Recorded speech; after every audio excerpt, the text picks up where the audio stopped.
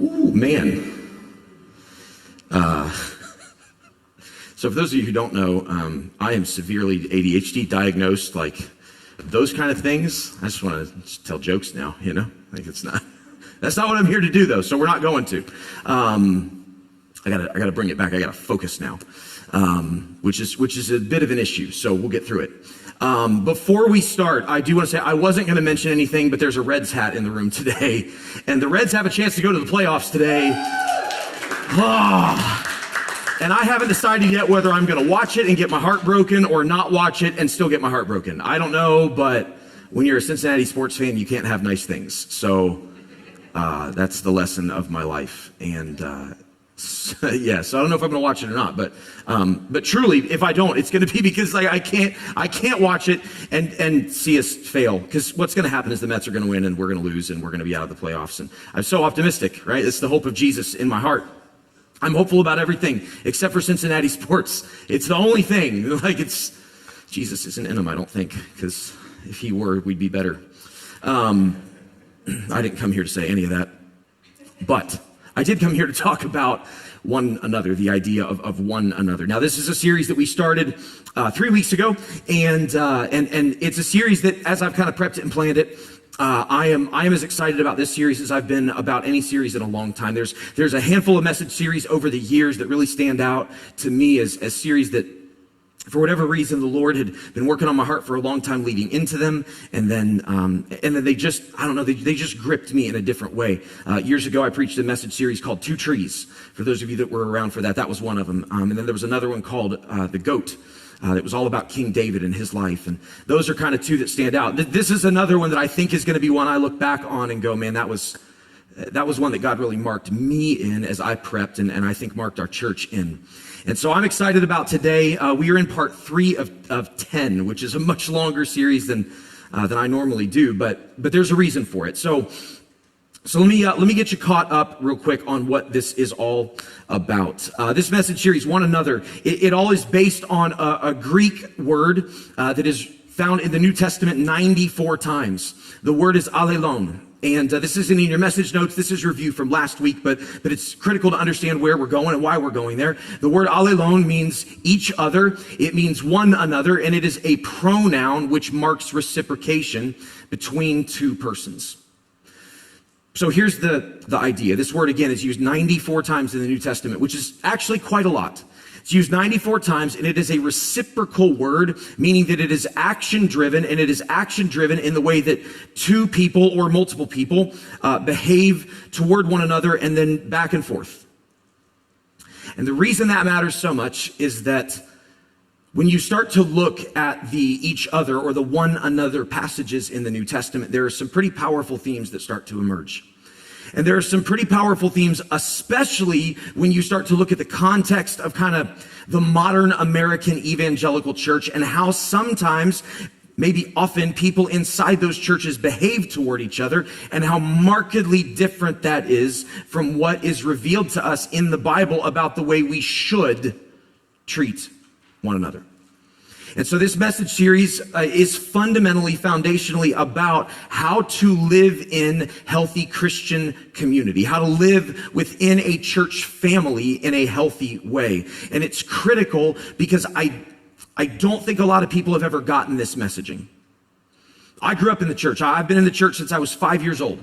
Not this church. I've been in church since I was 5. I spent my whole life from ages 5 to about 18 or 19. I was in one church. One. My family never changed. We never switched. The only reason I left that church is because I went to college.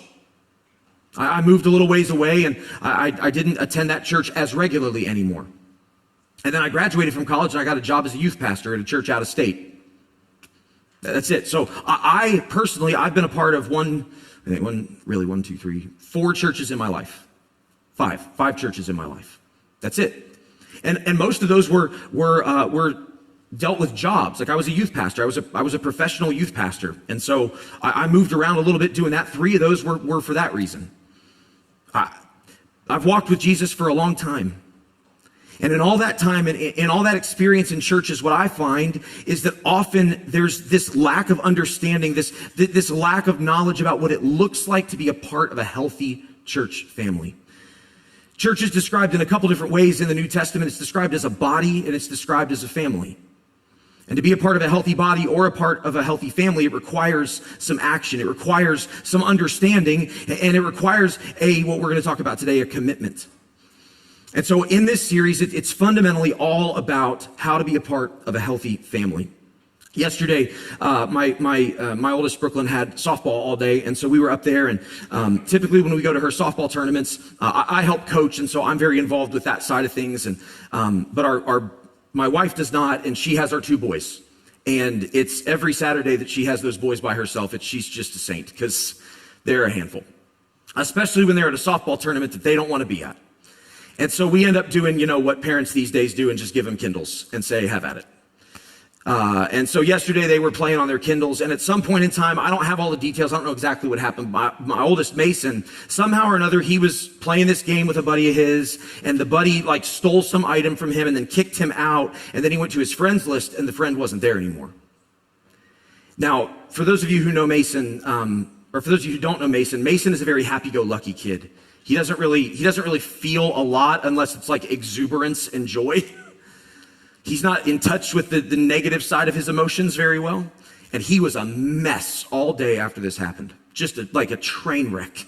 He was emotional and he was upset and angry. He would just start crying out of nowhere because Mason loves big and he feels things big, but he doesn't like to actually sit in them. He just likes to bury his head in the sand and have fun, So anyway, we get to talking about it, and I'm like, buddy, what happened? And he's telling me, and so I had to have a conversation with my 10-year-old about how you gauge the actions of others.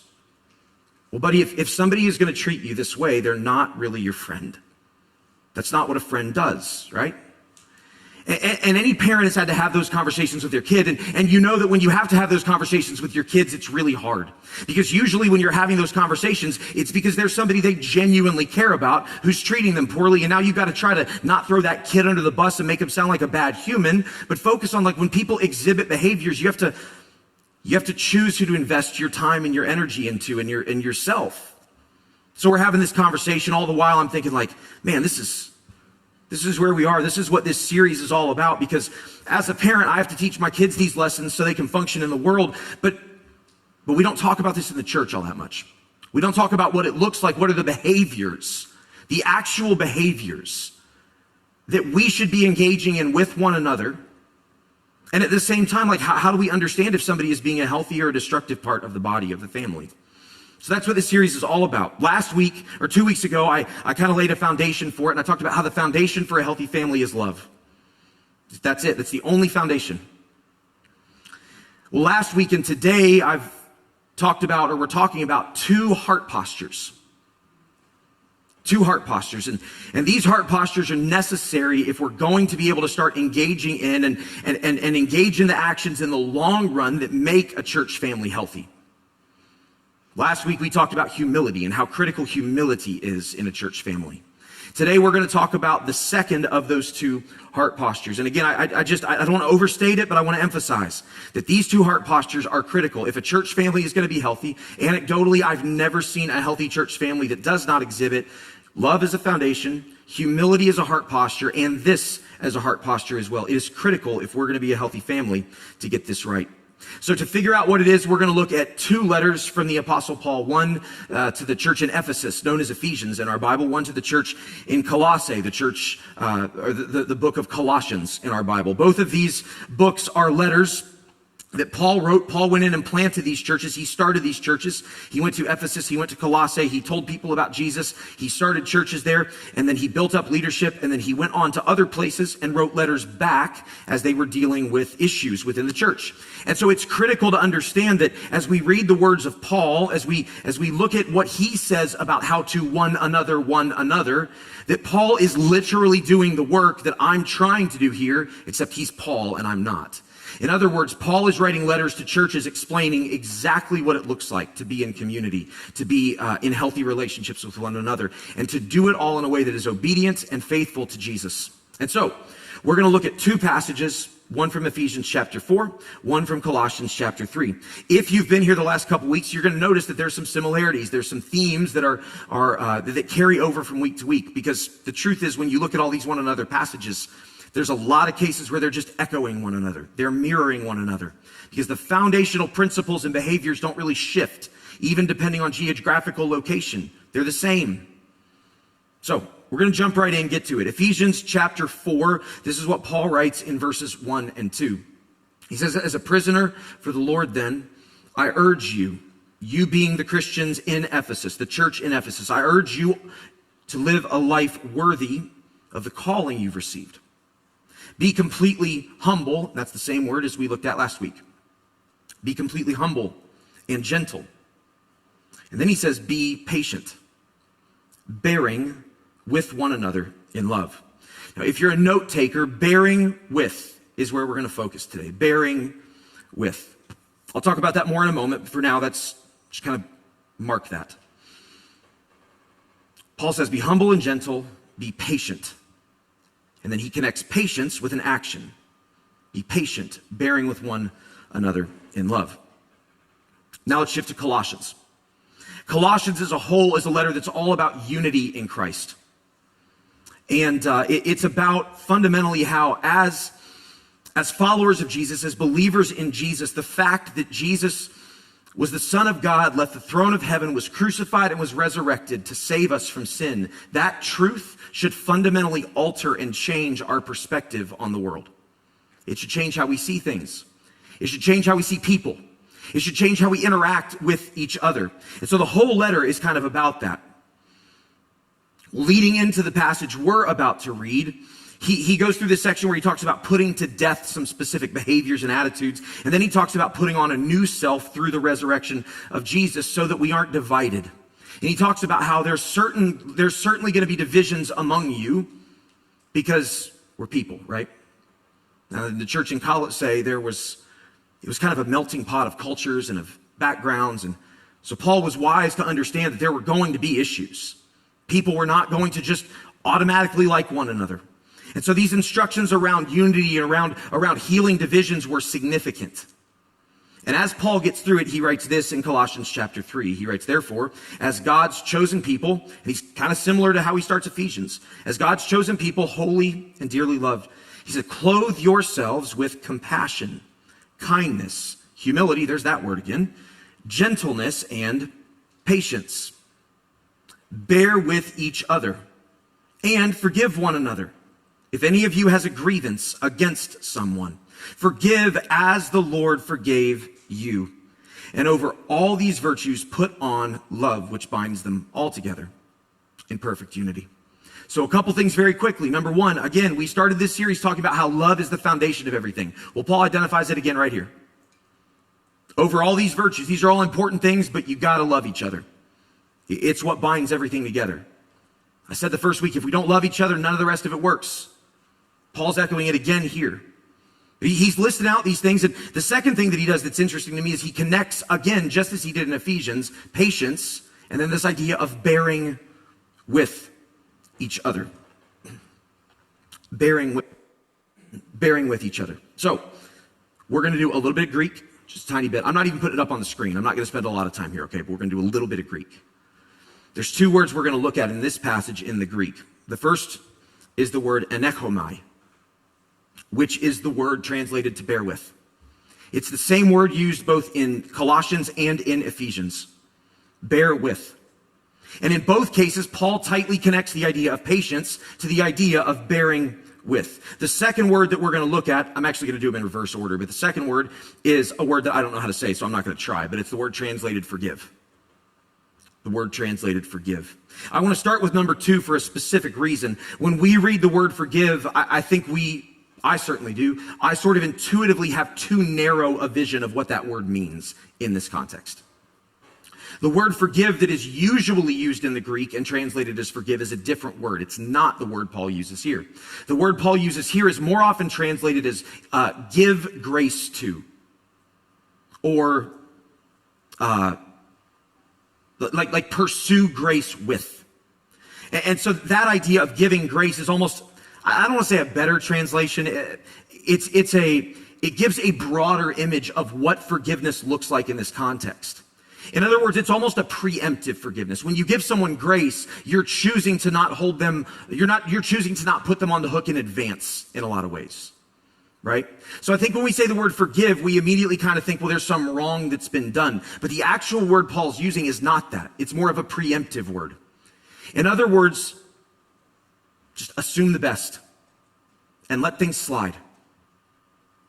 Now, interestingly, the idea of giving grace does result in forgiveness, but it tends to result in forgiveness in a way where forgiveness almost isn't even necessary. Does that make sense?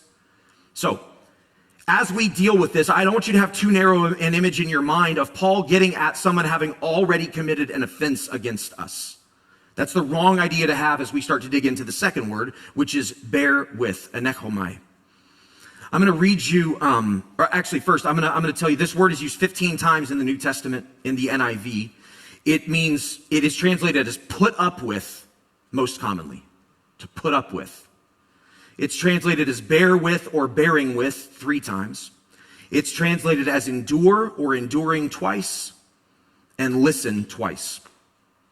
So the definition in the most literal sense is to endure something unpleasant or difficult, whether on one's own behalf or on behalf of someone else. So in other words, if I could put that in my own words, enduring is putting up with others, even when they fail me or act differently from what I expect. The idea of forgiving then with this grace idea is based on free forgiveness because of what's already been given to us through Jesus. I want to give you a really, honestly, somewhat harsh mental image of what this means because I think it best exemplifies it. I don't know details of any situation like this, but I can remember hearing stories at different points in my life of, a married couple and then one of the couple gets sick, maybe with a terminal illness. Now, in that scenario, we hear that and we all immediately go, well, yeah, like the right thing to do is to stay with them, right? Well, there are scenarios where that doesn't happen. There are scenarios where there might be a married couple, one of them gets sick and the other one goes, I'm out. I didn't sign on for this. And my suspicion is that we all in this room would go, that's wrong. That's messed up. The idea of bearing with is the idea of, I signed on for this thing that was a mutually beneficial thing. It was a good thing for both of us. Well, now this person can't meet my needs in the way they once did. Am I going to endure that? Am I going to walk through that? Am I going to stay by their side or am I going to bail? That's the image that I want you to have in your mind of bearing with, of anechomai. It is one who stands by another.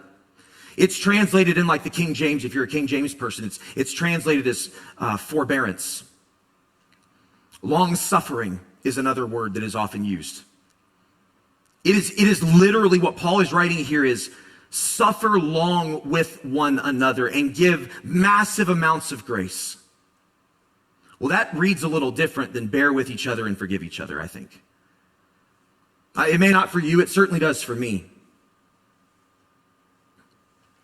So, again, the question, like, what is the significance of this? The significance of this is that as Christians, as a church body, we have to make a commitment, and that commitment is to endure seasons of peace and seasons of struggle. I think if Paul were here, he would say that it is crucial that you understand that as a church family, you have to be committed to endure seasons of peace, because a lot of times there's peace. That's easy. It's easy to endure when there's peace. But all of a sudden when there's tension, when there's struggle, when there's relational challenge, that becomes a different animal entirely.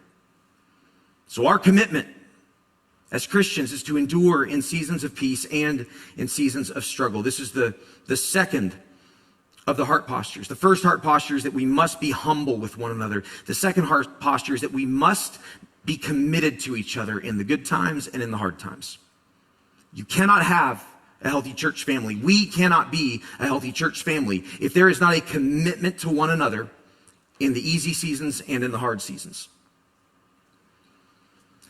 I'm going to get real direct for a minute. I might step on some toes, and I try very, very hard in my sermons to never unnecessarily step on toes. But if I feel like I need to, if I feel like the Lord wants me to, then I'm going to. So hopefully I don't, but I might. In the American church, it is far too common for people to just move from church to church to church to church to church to church to church to church. And fundamentally what it reveals, not in all cases, because I want to be clear, there are absolutely reasons to leave a church. 100%. But what it often reveals is a selfish heart that desires to be served and to have their needs met.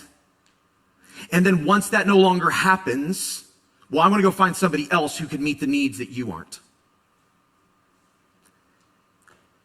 When I do pre-marriage counseling with people, as a part of my job, that's something that I do on a fairly. There's a few people in here that I've done pre-marriage, and a couple in here that I haven't finished with because you didn't tell me the last time. It's on you now. It's on you. It's a very long-standing, ongoing inside joke between myself and the Hales. Every time anything happens in their marriage, they blame me because we didn't finish our premarital counseling. So it is what it is. But good folks over there. When I do premarital counseling with people, there's a phrase that I like to use, not over and over, but intermittently throughout. I like to talk about how if you're going to enter into a marriage covenant, you have to go into it with a no plan B mindset. No plan B. There is no out. There is no other option.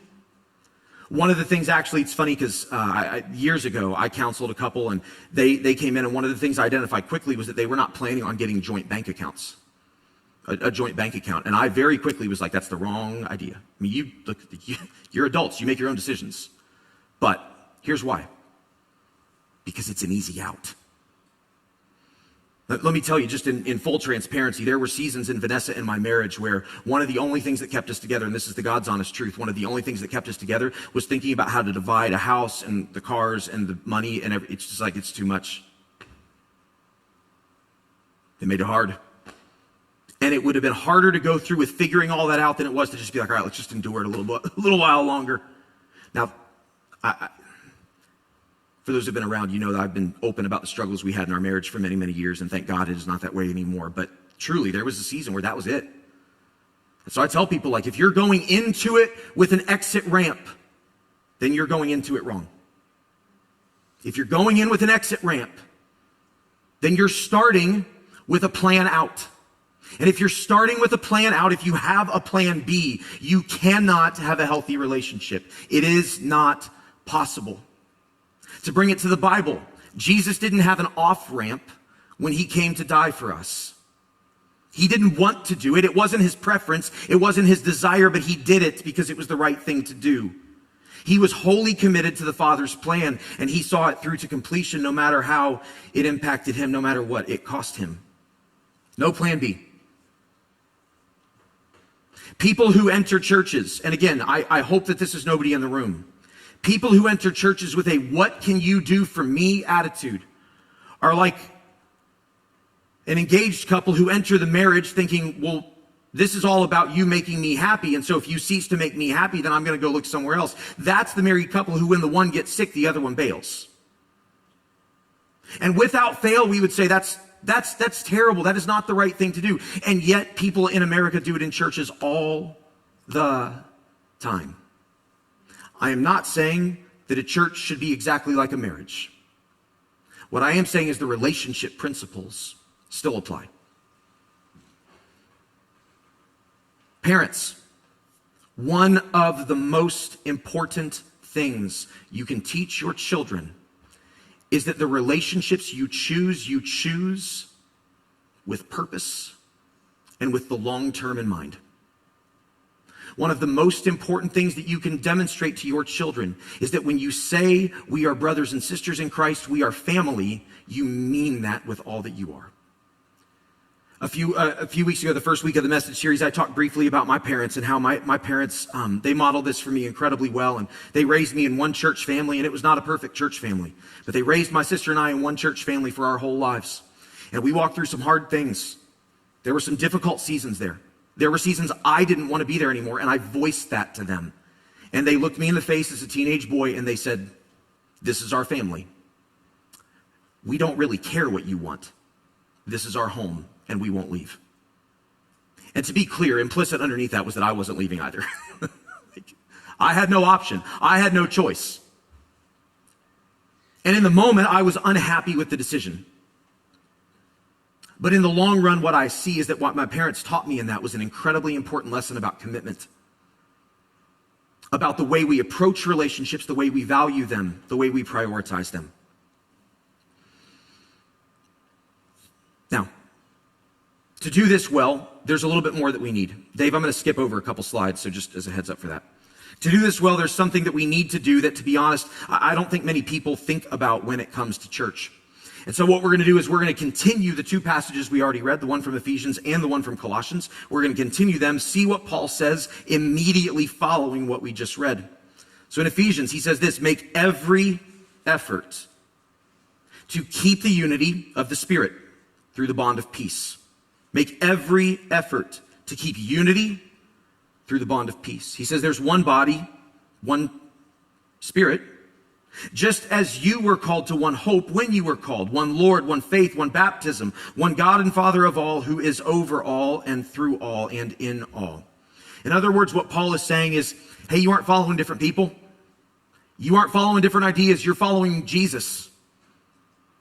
There's one person you're following. And so if there's one person you're following, then why would you be divided? Keep peace. And the way you keep peace is by making every effort.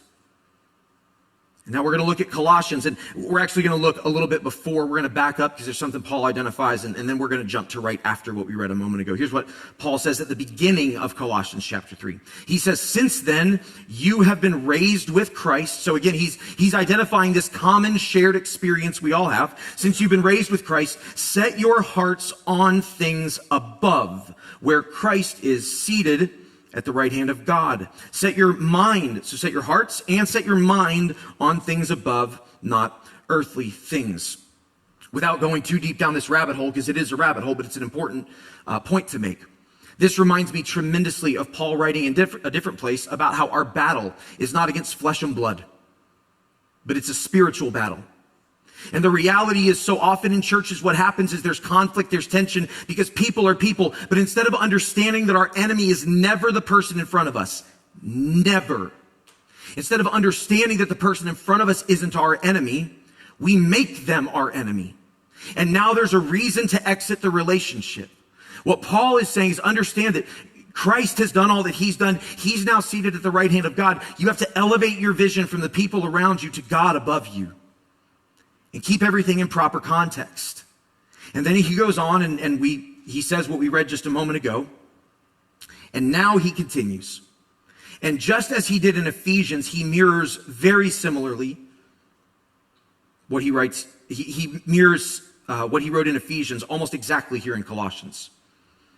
So again, picking up exactly where we left off a few moments ago, he says, let the peace of Christ rule in your hearts. Let the peace of Christ rule. Since as members of one body, you were called to peace. And be thankful. Let the message of Christ dwell among you richly as you teach and admonish one another, with all wisdom through psalms, hymns, and songs from the Spirit, singing to God with gratitude in your hearts. And whatever you do, whether in word or deed, do it all in the name of Jesus, giving thanks to God the Father through him. All right, so what do we do with this? Paul starts both of them, Ephesians and Colossians. Make every effort to keep the unity of the Spirit through the bond of peace. In Colossians, let the peace of Christ rule. So let's dig into that for just a moment. Let the peace of Christ rule. The word that's used there for rule is a word that it means to control, to act as a judge, or literally, this is in my Bible dictionary, or to act as an umpire. I was like, hey, I can roll with that metaphor. I know sports. So yesterday, we were at this softball tournament, and Brooklyn was up to bat. Runners on first and second base, one out. Her team's hitting, she's up. Pitcher throws, she takes a cut, hits a towering pop-up, kind of in between shortstop and left field. Now, anybody that's a real baseball junkie knows that the umpire has an opportunity to call something in this scenario that's a very rare call. I see Will grinning. The umpire all of a sudden goes, batter's out, infield fly. Batter's out, infield fly. And I about went through the top of the dugout. It was inside. I didn't let it out, I promise. But I was so mad. So here's what an infield fly is for those of you who do not know. If there's a situation in a baseball game or in a softball game where there is a forced play at third base, some of you are already out, that's fine. Just go along for the ride. If there's a forced play at third base and there's less than 2 outs and a ball is popped up on the infield, the umpire will call the batter out automatically. The reason is to prevent an infielder from purposely dropping the ball and turning a double play. All right. So if you sort of get it but don't really understand, I will be more long-winded about it if you want to talk about it, because I'm still a little amped up. Okay? But the point is, the infield fly rule, although seemingly disadvantageous to the offensive team, is actually a benefit to the offensive team if they are facing a good defensive team. Well, the reason it made me mad is because these are 12U girls. That shortstop had no chance to get the ball, let alone purposefully drop it and turn a double play. And so Brooklyn got called out, and our team didn't even know what infield fly is. They're all like, what's happening? Like, why is that ball landed on the ground? Why is she not on first base? So we had to explain infield fly, and here's the point. The umpire in that moment had to make a judgment call to try to bring fairness in a moment where unfairness could have taken place. That idea of an umpire making a judgment call is literally the word that is used here. Let the peace of Christ rule in your hearts. Let the peace of Christ be the judge, be the umpire. Let the peace of Christ be the thing that determines what happens in the future. Brooklyn didn't get to decide if it was an infield fly. Her teammates didn't get to decide if it was an infield fly. The other team didn't get to decide that. There was an umpire who made the decision. What Paul is saying is, let the peace of Christ be the thing that already decides what happens moving forward. Let the peace of Christ rule, since as members of one body, you were called to peace. In other words, what Paul is saying is, listen, church in Colossae, you are to render decisions regarding behaviors on the basis of what brings peace to the body as a whole, what maintains peace within the body as a whole. Not what you prefer, not what you want, not what you think is best. What brings peace to the body. That's something that we don't like to talk about. It's something that we often don't talk about because it's messy.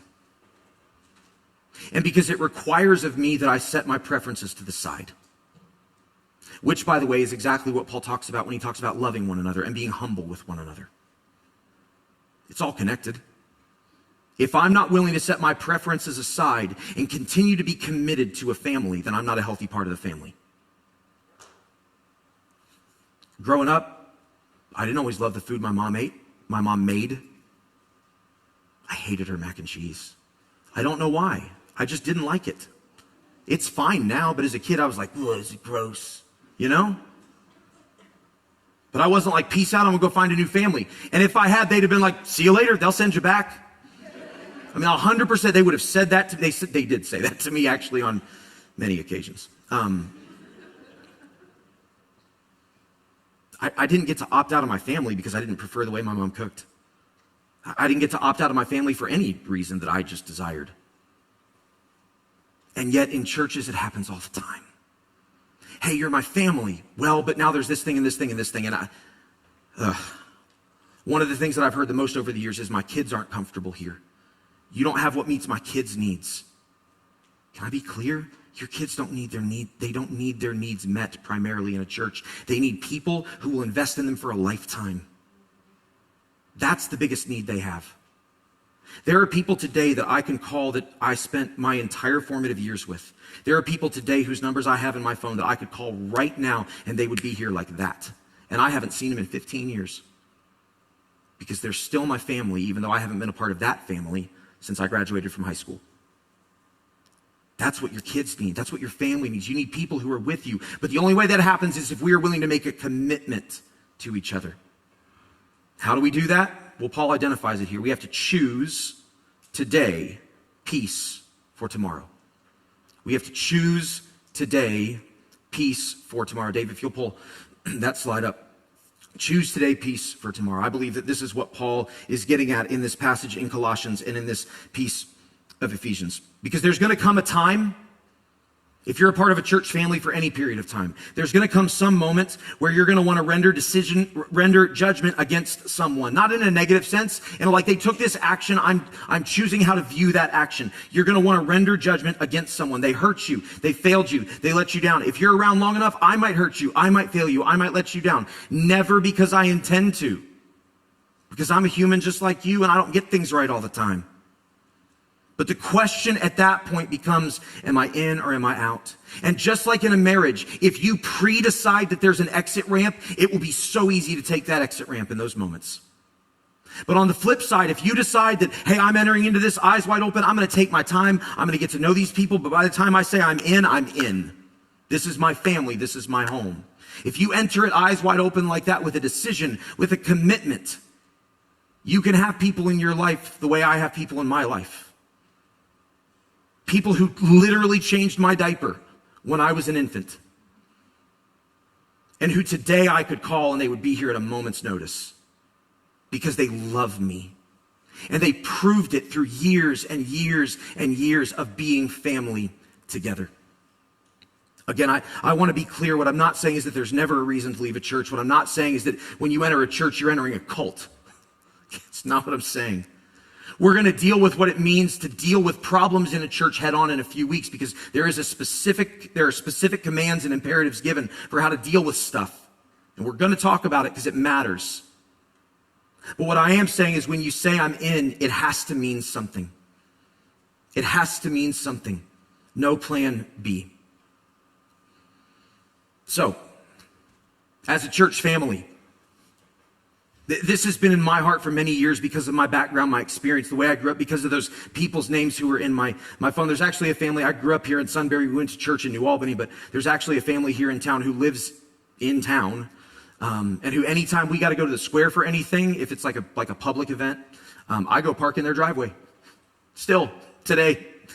We had to a few weeks back, and Vanessa was like, are you sure they're okay with that? And I was like, yeah. She changed my diaper in the nursery. They're fine. And they are. Like, they're fine with it because we're family. What I want for you, what I want for your family, what I want for your children is I want you to have a legacy of family inside a church where your kids can know there are people here who have my back, who love me, who will walk with me because they've already walked with me. I want that for you. I want that for your kids. I want that for your family, whatever stage of life you're in. And I want it desperately for our church as a whole. Because I'm a part of our church. I stand on the stage, but I'm just a person like you guys are. I need that in my life. My wife needs it in her life. My daughter needs it in hers. My sons need it. Good gosh, my sons need it in theirs. We need each other. But we need each other to be committed. We need each other to have no plan B. Because when there's no plan B, all of a sudden there's freedom. Now I don't have to worry so much about what happens if I offend, what happens if I upset, what happens if I say this thing. And no, I know that the people around me, they're going to give me grace upon grace upon grace because they know I'm a flawed, fallen person. But they also know that I love Jesus. And I'm going to give you grace upon grace upon grace upon grace because I know that you're a flawed human. I know that you're going to let me down. I know that you're going to fail me, and you know that I'm certainly going to do that to you. But I also know that we're going to walk toward the Lord together, united, committed to that above all else. That's what it looks like to be a healthy church family. It looks like love for one another. It looks like humility toward one another. And it looks like a commitment to weather the storms of life because they will come. And when they come, we must know that we will not fall. We will stand together strong. And when we have that, we become like a beacon of light shining into a world that so desperately needs to know that there's a Savior in heaven who loves them because we love each other. We pray for us today.